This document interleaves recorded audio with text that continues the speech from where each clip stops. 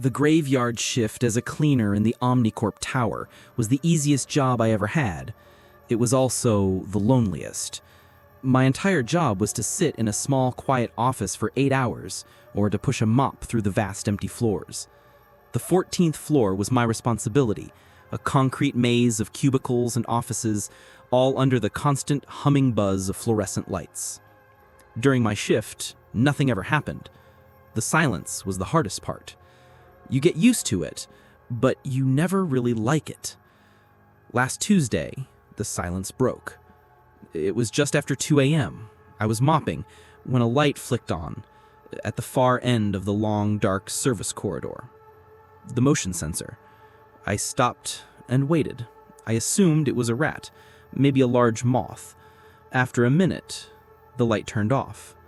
A few minutes later, it happened again. The same light. Flick, on, then off. I walked over to the security desk and checked the camera feed for that hallway. Nothing. Just an empty, silent corridor. I decided to ignore it. Faulty wiring.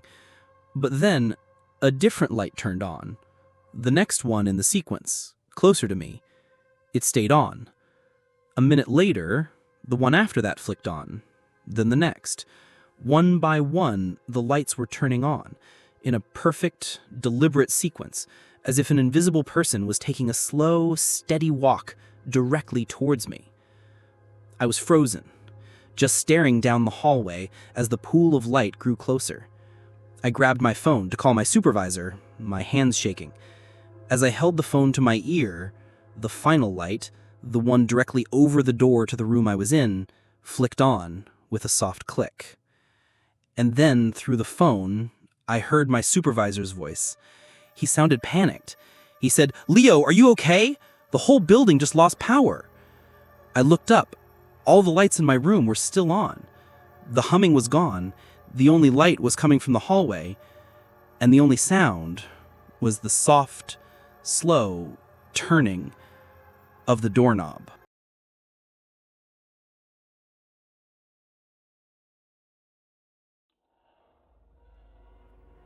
For weeks, the sound was just an annoyance.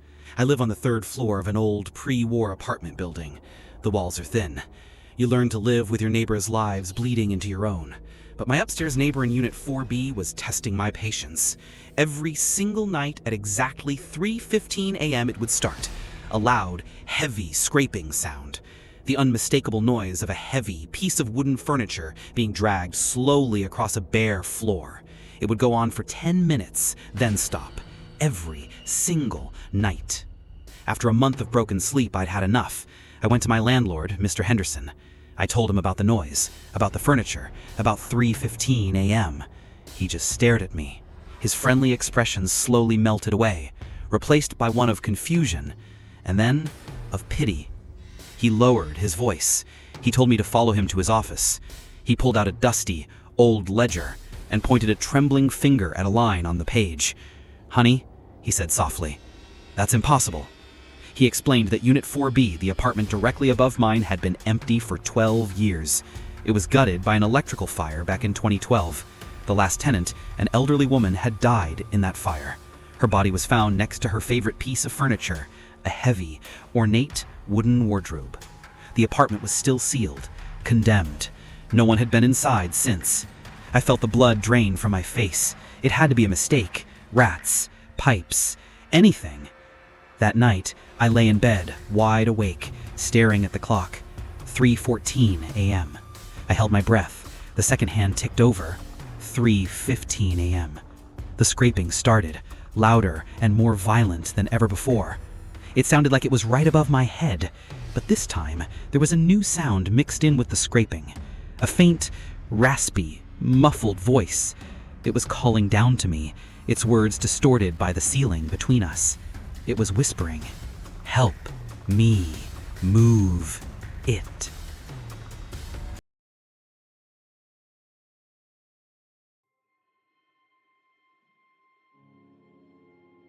I was driving home from a friend's house, well after midnight. It was a route I'd taken 100 times, a long stretch of 2-lane highway that cut through miles of dark, empty farmland. I had my phone in its dashboard mount, the GPS map glowing silently, just for peace of mind. It was a quiet, peaceful drive. The road was empty. Suddenly, the calm was shattered. The GPS voice, loud and robotic, blared through my speakers. In 200 feet, turn left. I looked at the screen. It was telling me to turn onto a narrow, unpaved road that branched off into the pitch-black woods. That wasn't right. I ignored it, thinking it was a glitch. Rerouting, the voice commanded, more forcefully. Turn left now. I tried to cancel the route, but the screen was frozen. The only option it showed was the turn. Annoyed, and now a little unsettled, I gave in. I thought, fine, maybe it knows a new shortcut. I slowed down and made the sharp turn onto the bumpy dirt road.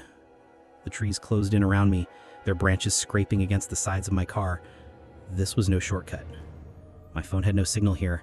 I drove for what felt like an eternity, my knuckles white on the steering wheel. I was about to attempt a 3-point turn when the GPS spoke again.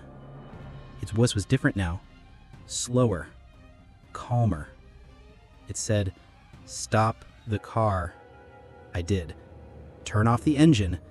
My hand was shaking as I turned the key. The car fell into absolute, deafening silence. The headlights went out. Then, the GPS delivered its final, calm instruction. Someone is waiting for you. My headlights flickered back on by themselves. And standing there, in the middle of the road, bathed in their glow, was a man. He was holding up a phone, its screen glowing with the exact same map as mine, and he was